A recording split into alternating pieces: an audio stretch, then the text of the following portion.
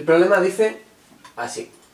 Una varilla metálica de longitud 15 centímetros gira en un plano horizontal alrededor de uno de sus extremos, que se mantiene fijo, con velocidad angular constante de 10 pi radianes por segundo. La varilla está en una región del campo, del espacio, en la que existe un campo magnético vertical uniforme de intensidad 0,1 T. Calcula la fuerza magnética sobre un electrón situado en la varilla a una distancia r del extremo fijo. La situación es esta, ¿no? Tenemos la varilla en el seno de un campo magnético. Esta varilla es metálica y por lo tanto tiene electrones en ella, y estos electrones que tiene la varilla tienen una velocidad que va a ser tangente a la velocidad de giro. En cada punto, si tenemos un electrón aquí, pues va a tener su velocidad tangente, ¿de acuerdo?, a la dirección de giro. Por tanto, la fuerza que va a sufrir este electrón se debe, por supuesto, a la fuerza magnética que sufre una carga en el seno de un campo magnético. Q por V, producto vectorial con B. ¿Vale? Fórmula de segundo bachillerato. Me llevo V sobre B para ver la dirección de la fuerza. Yo hago regla de la mano derecha, ¿no? Me llevo V sobre B y obtendría que la fuerza iría hacia el centro. Claro, como es un electrón, entonces iría hacia afuera en vez de hacia el centro. ¿De acuerdo? Cambiaría la dirección, fuerza magnética, aunque la dirección creo que no es muy importante en este problema porque no especifican exactamente las direcciones, entonces yo me lo puedo inventar para que la fuerza vaya hacia adentro o la fuerza vaya hacia afuera, ¿no? Si el campo es entrante o si el campo es saliente, pues cambia la cosa. La cuestión es que los electrones van o bien a moverse hacia adentro o bien a moverse hacia afuera, lo que va a crear al final una diferencia de potencia. Bien, la fuerza magnética que va a sufrir un electrón de esa varilla va a ser Q por V por B en la dirección U sub R, como hemos visto por la regla de la mano derecha. Ahora, por otra parte, tenemos en cuenta que que V es igual a omega por R.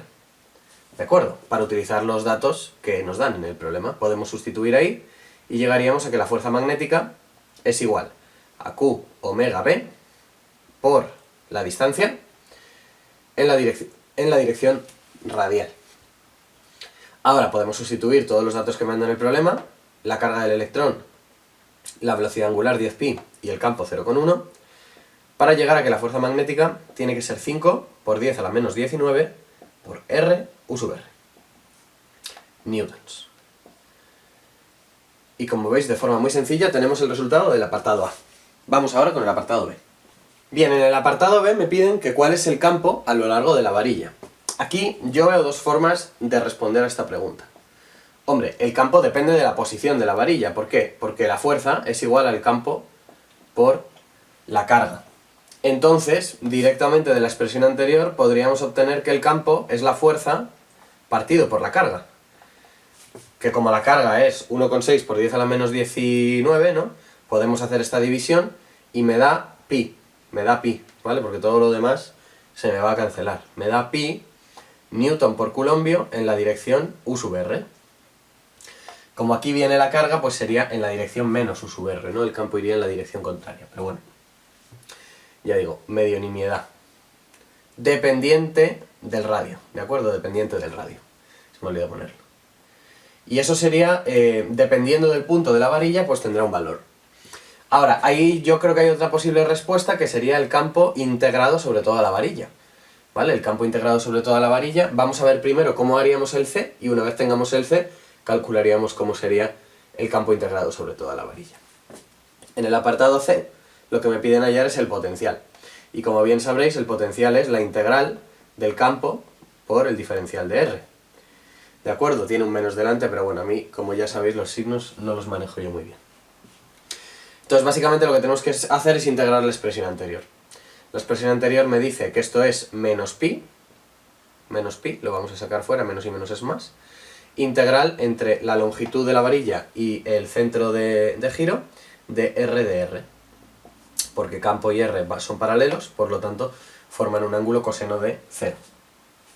Integramos R cuadrado partido por 2 entre L y 0.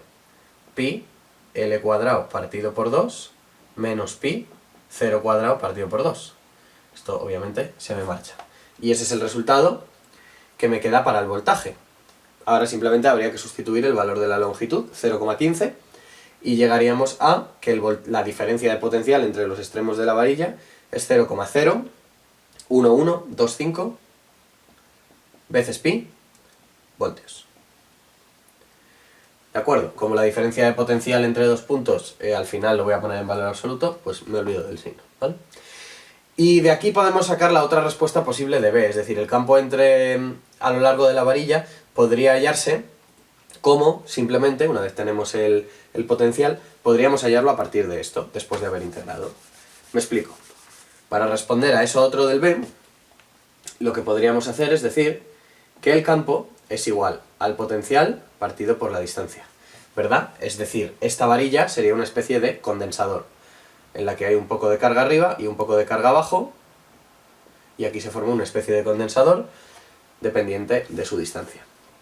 Y por lo tanto, tendríamos la fórmula del voltaje, pi L cuadrado partido por 2, y la distancia sería L. Una L se mediría con una L, y tendríamos pi L medios, en el caso de que quisiéramos calcular exactamente el campo entre los dos bordes de la varilla. Y en este caso, pues 0,15 partido por 2 sería 0,075. ¿Lo he hecho bien? ¿0,15 entre 2? No, ¿verdad? Sí, 0,075. 0,075 pi newton partido por coulombio, y ojo, la dirección del campo es la misma que hemos sacado antes, ¿vale? Es decir, es la dirección U sub R negativa. U sub R negativa. Esta sería la otra posible respuesta al apartado B. Yo no tengo muy claro si me preguntan esto o me la preguntan dependiente de R, pero en cualquier caso no es muy difícil de obtenerlo en cada uno de estos casos. Como veis, en general el examen de Euskadi bastante asequible. Yo diría incluso que este es el más fácil de todos. Y nada, ya nos ponemos con otra comunidad. Vamos a ello.